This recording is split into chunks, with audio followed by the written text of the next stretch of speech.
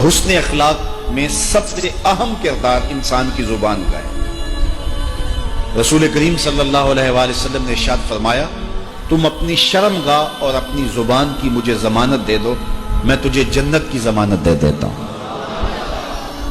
انسان کے بہت سارے گناہوں کا سبب انسان کی زبان ہے۔ جھوٹ بھی زبان بولتی ہے، بہتان بھی زبان لگاتی ہے، غیبت بھی زبان کرتی ہے، شکوے بھی زبان کرتی ہے، گالیاں بھی زبان دیتی ہے، سب و شتم یہ بھی زبان کا وظیفہ ہے، اور کسی کی عزت اچھالنا یہ بھی زبان کے ذریعے ہے۔ تو زبان کے جرم باقی سارے اعضاء سے زیادہ ہیں۔ اس لیے جو ہے وہ جس نے زبان کو قابو میں کر لیا، اس نے اپنے آپ کو بہت سارے فتنوں سے محفوظ کر لیا۔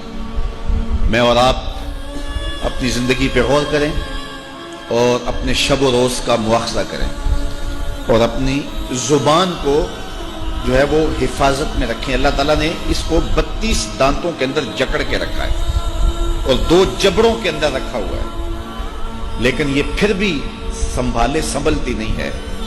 اور اللہ یاذ باللہ سب و شتم تو آج ہمارا شعار زندگی بن گیا ہے، اور چھوٹے چھوٹے بچوں کی زبانوں پر اتنی غلیظ گالیاں ہیں۔ میں ایک دن گھر سے نکلا تو کوئی 12-13 سال کا بچہ ہوگا، اس نے سکول کا بستہ بھی ڈالا ہوا تھا، سکول جا رہا تھا۔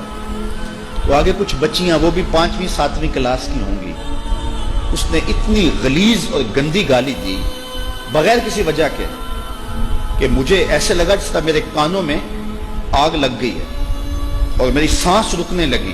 خیر میں نے ہمت کر کے تیز قدم اٹھا کے اس کو کندھے سے پکڑا، تو اس نے جب پلٹ کے مجھے دیکھا تو شرمسار ہو گیا اور شرمندگی سے اس کو پسینہ آ گیا۔ میں نے اس کو کہا، بیٹے یہ جو تو نے گالی دی ہے، زمین آسمان کے درمیان جتنی جگہ ہے نا، یہ زہر سے بھر گئی ہوگی، اور تجھے شرم نہیں آئی کہ تو نے یہ بات کی؟ تو خیر اس نے بڑی شرمندگی کا اظہار کیا۔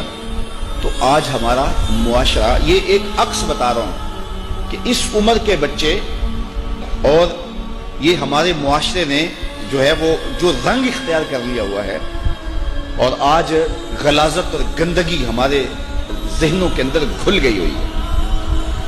وہ کسی زمانے میں ہوتا تھا کہ سفر کے دوران کسی پبلک پلیس پہ یا لاری اڈے پہ ہم جاتے تو وہاں مجبوراً واش روم میں جانا پڑ جاتا، تو وہاں اتنی غلیظ چیزیں اور باتیں لکھی ہوتی کہ شرم سے پانی پانی ہو جاتے۔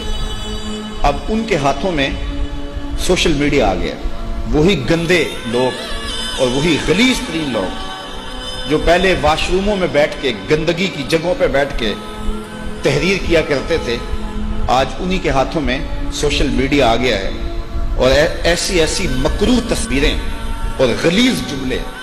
الیاذ باللہ، کیا یہ ایک مومن کی شان ہے؟ ایک مومن کی زندگی ایسی ہو سکتی ہے؟ آج ہم یہ بات کہہ رہے ہیں کہ ملک لبرلزم کی طرف بڑھ رہا ہے، اور آج کوئی خیر کی بات یہاں سوشل میڈیا پہ آتی ہے اور کسی شخص کی سمجھ میں وہ بات نہیں آتی، یا اس کے دل دماغ کے اندر کوئی اسلام کے بارے میں کوئی اتنی محبت نہیں، آپ یہ بھی مان لیں، اور وہ اس پر کوئی بات کر دیتا ہے، اور اس کے بعد پھر جس طرح اس کو گالیاں دی جاتی ہے، تو وہ نہیں بھی اسلام سے دور تو ہم اس کو دھکا دے کے اسلام سے باہر نکال دیتے ہیں۔ تو مجھے بتاؤ کہ جب ہماری معاشرت کا یہ رنگ ہوگا تو پھر ہم کہاں لڑکتے ہوئے کہاں جا کے گریں گے؟ تو میں آپ سب نوجوانوں کو بالخصوص کہتا ہوں کہ ایسے تمام گروپوں سے نکل جائیں اور ایسے لوگوں سے اپنا تعلق ختم کر لیں کہ جو غلیظ اور گندی سوچ کے حامل ہیں، کیونکہ جب سوچوں کا گند اور غلاظت جب سامنے آتی ہے تو پھر روح میلی ہو جاتی ہے، اور جب روح میلی ہو جائے تو ایسی روحوں پہ اللہ کے انوار کی بارش نہیں ہوتی۔ تو اپنے آپ کو پاکیزہ بناؤ، اپنے طرز زندگی کو خوبصورت بناؤ، اور غلاظت اور گندگی سے اپنے آپ کو نکالنے کی کوشش کرو۔ رسول اللہ رسول اللہ